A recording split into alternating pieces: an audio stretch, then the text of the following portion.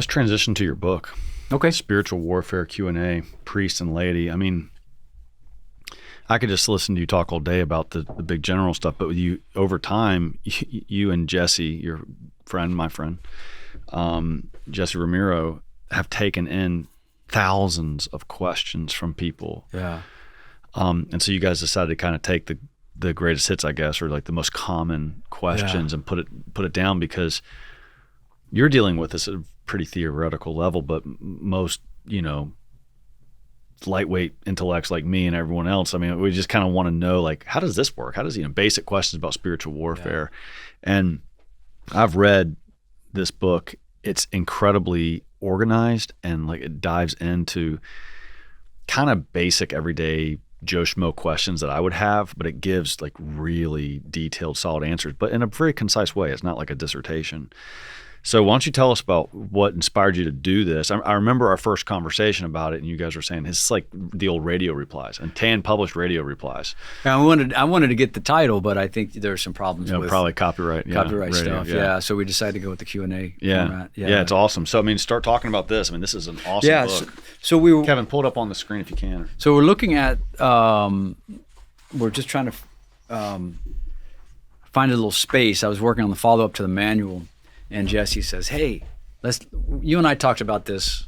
Let's put this together. It'll be a quick edit for you." And it was a little more time consuming than that. But I wanted to make sure that I took all the questions that he had, that I had, and I just kind of cleaned them up. And I think the important thing is there's a lot of confusion on spiritual warfare. We've kind of uncritically accepted certain things from in my perspective, from Protestant Christianity, that through the charismatic renewal in many cases, and without really grounding them back in the tradition of the church. And so I tried to answer some of the questions are very common. Have you ever seen a Chucky doll? Why are horror movies bad? What's wrong with going, Halloween horror? What's it called? Horror movies or haunted houses, and then some more specific ones, some more general ones. So we just kind of do a broad sampling, and the idea is if you can learn, you and I were competitive fighters. If you can learn the basics, you can learn to work off of that. So learning the basic footwork, the basic principles, you can learn how to compete. So same thing here. If you learn the basic principles of blessing, of commanding, of clean, really it's clean from unclean behavior, clean from unclean thoughts, words, deeds, learning how to discern clean from unclean. So we just try to work in there without making it too, I did some footnotes, but I didn't want to. It's not overly scholarly. No, it's not. I didn't want, but I want to make sure you can. But it's in there. The references are there. Yeah, if you want to go there, you want to see where Thomas says it. Yes, then it's in there, whatever. So we tried to make it rigorous, but also readable, which I think we've had good feedback so far. All right, so I want to get into some of those questions in there, but many times when I talked to you recently, this kind of issue of like the more traditional approach to deliverance, and the charismatic approach, for lack of a better phrase, this comes up a lot. Can you go there a little bit? Sure. So I think what we're trying to do, including, I say we, Father Ripperger as well, to lay out some good principles, some good foundations for this field. So hopefully at the end of our lives, there's a bookshelf of books that the next generation of Catholics can go, that's a good resource, that's a good resource. There's good information there, there's good principles there. So there's different models of deliverance, everything up until Father Amorth, and I learned so much just by doing the edits of his book about the time frame. And I think at that time, we're talking the early 80s, there were maybe 9 exorcists in the United States and 17 in Italy or something crazy like that. I mean, it wasn't happening. Yeah.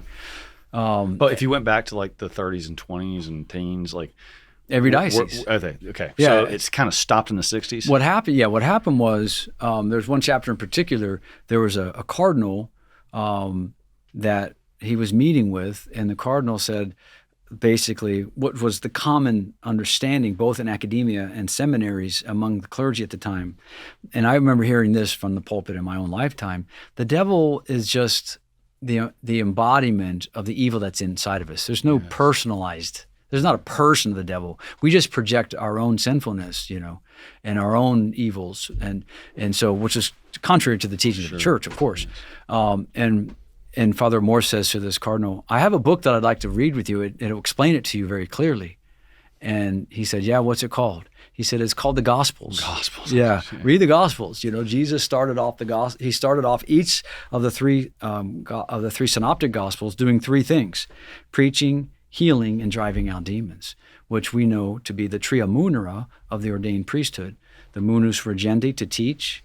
The munus docendi, to teach. The munus sanctificandi, to sanctify, to heal. We see that through the sacraments.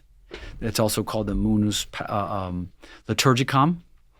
And also the munus regendi, the obligation, the responsibility to rule, and so these, so we see this going back into the New Testament, and so he sort of opened up the whole understanding with his books and his work, and so different schools and philosophies kind of came out of that. Hey, thanks guys for checking out the Conor Gallagher Show. Please take a moment to like, subscribe, or comment, or whatever you got to do to support it. And I appreciate that very much.